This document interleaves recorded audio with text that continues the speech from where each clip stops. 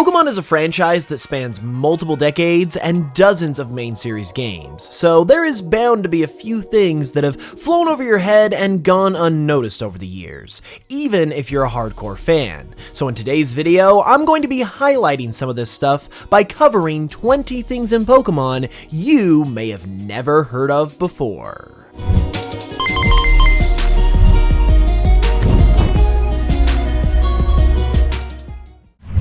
So helping to make this video possible is this video's lovely sponsor, Dave. Dave is a great supporter of the channel, and they can also help to give you a little support when you need it too. Life is wild and things always happen that you don't expect, and entangled into all of that is finances, and Dave is the banking app that's leveling the financial playing field. When you download Dave, you could get up to $500 in 5 minutes or less. No credit check, no late fees. It's part of Dave's Extra Cash account. Advance the money when you need with no interest, and then settle up later. Basically, Dave helps you to get money when those unexpected moments happen, so you don't have to spend time worrying and waiting for your paycheck to come through. So if that sounds like something that interests you, you can download Dave today at dave.com/hoops. That's dave.com/hoops. You could get up to $500 in 5 minutes or less when you download Dave. No credit check, no late fees. Download the Dave app now or go to dave.com/hoops. For terms and conditions, go to dave.com/legal. Eligibility criteria and instant transfer fees apply. Banking services provided by Evolve, member FDIC. And again, a big thank you to Dave for supporting the channel. Okay, so let's begin with something peculiar that you most likely haven't heard of because it's not even included in the games. The Rainbow Feather and the Silver Feather are two items in Pokémon which might sound familiar, yet unfamiliar at the same time. This is because these are apparently the new names for the Rainbow Wing and the Silver Wing, the items from Gen 2 that you need to access Ho-Oh and Lugia.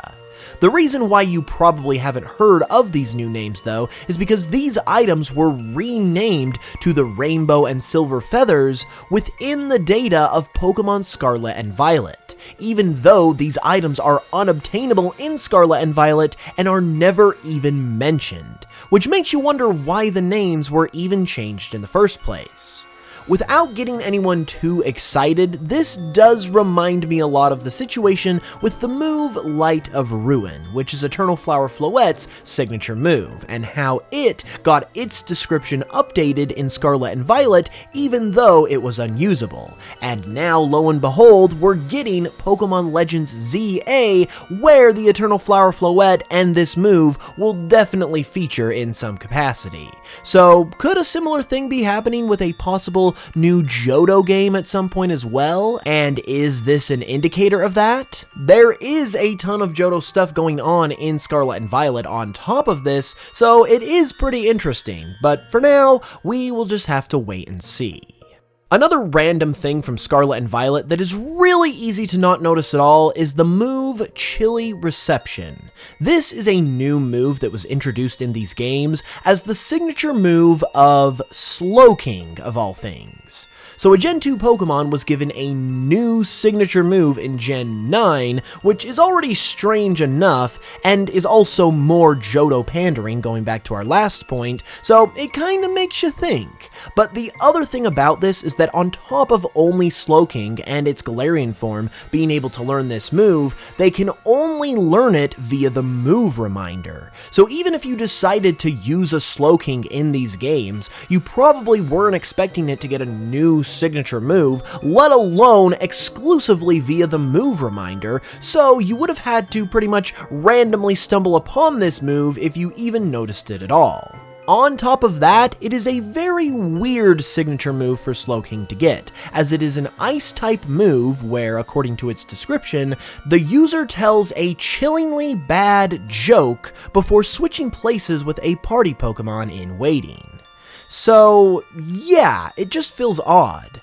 I do have a hunch, though, that this might be a super obscure reference to the Slowking from Pokémon the Movie 2000, since it is somewhat of a comic relief character in that movie, and there's even that one joke in the movie where Slowking is sitting in the snow, and it makes a joke about wishing it had pants. So if this is in fact a reference, it's actually a super cool one.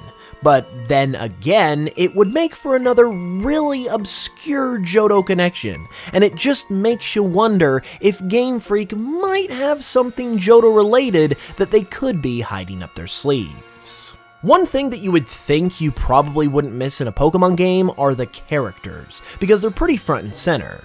But have you ever heard of the characters Yakito and Hideko? Well, you've probably seen them, but you might not know or have forgotten that these are the names of Kieran and Carmine's grandparents. While you do learn their names during the main story, the game only mentions their names once during your battle with them in the Mochi Mayhem epilogue story. Everywhere else, they're simply referred to as Grandpa and Grandma, so it'd be really easy to forget about this or just miss it altogether. Since we've mentioned Johto a couple of times already, let's go ahead and turn our focus towards it. There are a bunch of obscure items from the Gen 2 games that you could easily just never see or hear about at all, even if you played the games. And one of those is the egg ticket. If you haven't heard about this, don't beat yourself up too much though, because there's a good reason for that. The egg ticket was only ever made available in the Japanese version of Pokemon Crystal with an event through the mobile system GB, which was basically an early internet connection service that was exclusive to Japan. The egg ticket was basically the way in that version of the game that you obtained the odd egg, which was received after turning in the egg ticket to an attendant at the Pokemon Communication Center in Goldenrod City, which was also exclusive to Japanese Crystal. Outside of Japan, the game removed the need for the egg ticket to receive the odd egg, so players didn't really miss out on anything here, but it's still a neat little thing to know about. The egg ticket was not the only thing to come from the mobile system GB though, as it also provided exclusive access to a couple other items known as the Blue Sky Mail and the Mirage Mail. Despite their exclusiveness, however, these were simply two different varieties of the various mail items, so again, Western players weren't really missing out on much, but due to their exclusive and obscure nature, they're likely something that many players haven't heard of before. The mail system would continue past Generation 2 though, all the way up until Generation 5, and a couple more obscure mail items made their debuts in Gen 4 in the form of the Mosaic Mail and the Brick Mail. The Mosaic Mail is easy to not know about because it is completely unobtainable for some reason, and the Brick Mail was even more convoluted as it could only be obtained by trading for a special event Heracross in Diamond and Pearl, which was only available for 12 days in August of 2007. A Japanese Roselia had to be traded for it in order to receive it, and there were only 90 of these Heracross available, which also means there are only 90 pieces of Brick Mail in existence, making it one of the rarest items in Pokemon history. Speaking of bricks, they're apparently extremely rare in the Pokemon world, because another item you may not know about due to its rarity is the Brick Piece. The Brick Piece is an item whose only function is to be sold, and it only sells for 25 Pokédollars, so it's effectively useless. But it is nevertheless one of the more elusive Pokemon items of all time because it can only be obtained in Generation 2 by trading a Machop from Generation 1, who will hold it as a held item. And considering how few of us back in the day had a link cable, how even fewer of us would have had 2 Game Boys and a Gen 1 and Gen 2 game available to us, and how even fewer of us would have traded for a Machop in that situation, because you can just catch them in Gold and Silver anyway, there is undoubtedly an extremely small amount of people who actually knew of this item's existence without the help of the internet or some kind of strategy guide. 2 more items that fall into this same category, meanwhile, are the Gold Leaf and the Silver Leaf. Like the brick piece, their only use is to be sold, but the good news is that they sell for a little bit more, and while they are still pretty exclusive since they can only be obtained from a traded Pokémon from the Gen 1 games, a lot more Pokémon will provide them, so they're a little more readily available.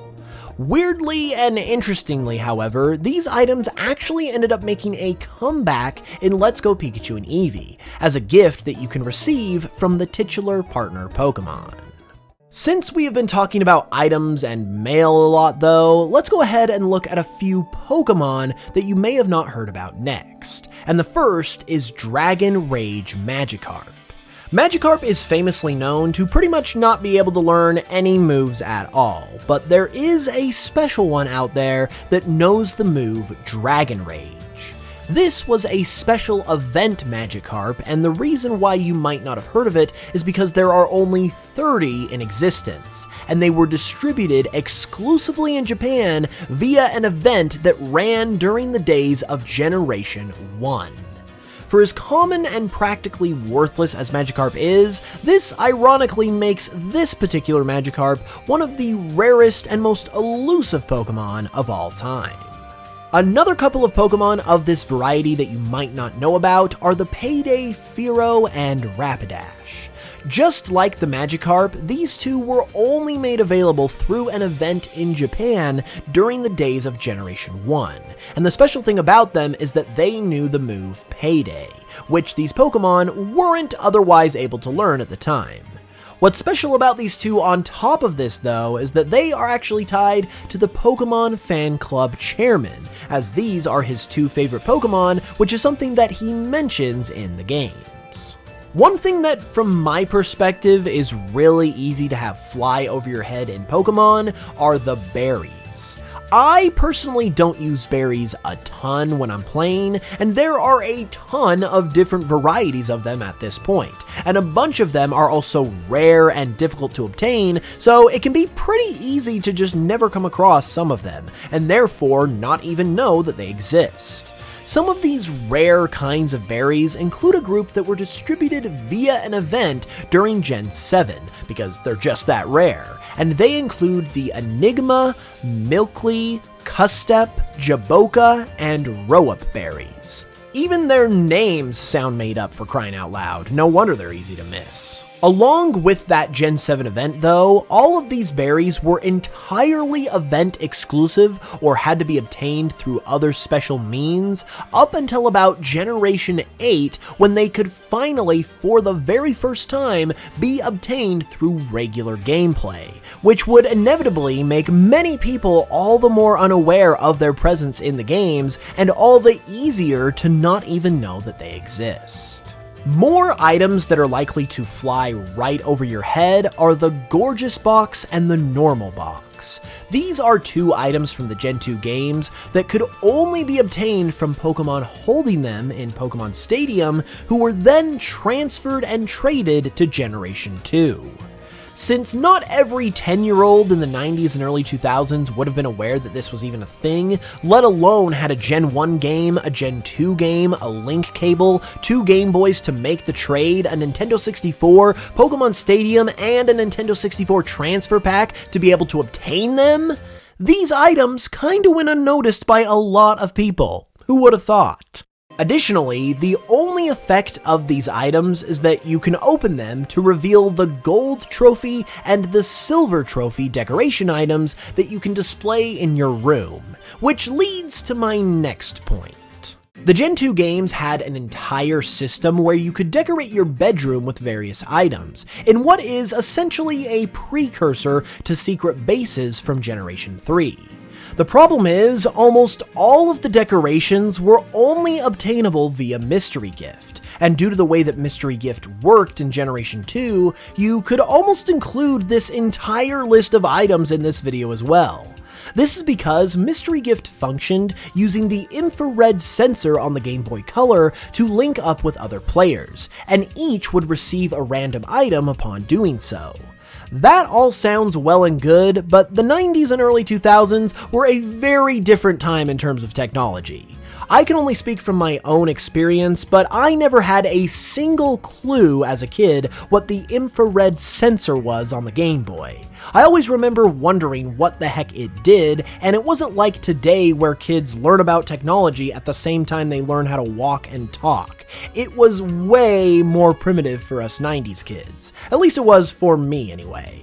I'm sure I'm not alone, though, in not knowing as a kid what the heck that black square on the top of the Game Boy was, and then you also had the issue of needing 2 Game Boys and 2 games once again to be able to do this, so it kinda made the decorating system of Gen 2 somewhat out of reach. There were a few items that I wanted to focus on here in particular though, because even if you did happen to know how to work the whole mystery gift system, there were a few items from it that were entirely unobtainable and therefore not easily known about during the Gen 2 era. There was an unknown doll, for example, that was supposed to be obtainable, but was just never made available. And then there was also a Tentacool doll and a Pikachu bed that were supposed to be obtainable by connecting to Pokemon Stadium 2, but ended up not being able to be obtained due to a technical oversight. Another item of a similar sort of variety that comes from Generation 6 this time is the discount coupon. This item would allow you to get a one-time 50% discount when you went shopping for clothes at a boutique, which is a pretty neat and unique item to be honest, but it could only be obtained through an event with the Pokemon Global Link website, making it a little bit more elusive and obscure. The next thing I want to talk about, meanwhile, is unique on this list because it's the one thing that isn't within the main series games themselves, and is instead a whole other game entirely. But I came across it when putting together this video and had never heard of it myself, so I figured I would include it. There was a Pokemon game on the 3DS known as The Thieves and the Thousand Pokemon, and it's definitely one of the more obscure and limited Pokemon games to ever exist. It was only released in Japan, only on the eShop, and was only made available for a limited time, from June 5th to September 30th of 2014. The game was essentially a tie-in for the Diancie and the Cocoon of Destruction movie that came out that summer, and features characters from the movie. On top of its very limited release, this is also a pretty unique Pokemon game as well, since the main series games are usually what is considered to be the tie-in to the movies and anime, and we don't usually see games like this that are tied into the anime more specifically. But with that said, that is all I've got for you today. Be sure to let me know in the comments if you learned about anything you didn't know about, if you already knew it all because you're a Pokemon genius, or if there's anything else you would like to add. Be sure to leave a like and all of that good stuff as well if you enjoyed the video, and as always, if you want to support the channel further, you can check out my Pokemon remixes on Spotify or wherever you get your music, and you can give my Patreon a look as well with the link in the description for some exclusive perks and benefits, which helps to keep making videos happen. With that said, I'll see you soon with another video, and until then, as always, thank you guys for watching, I really appreciate it, and I will smell you guys later.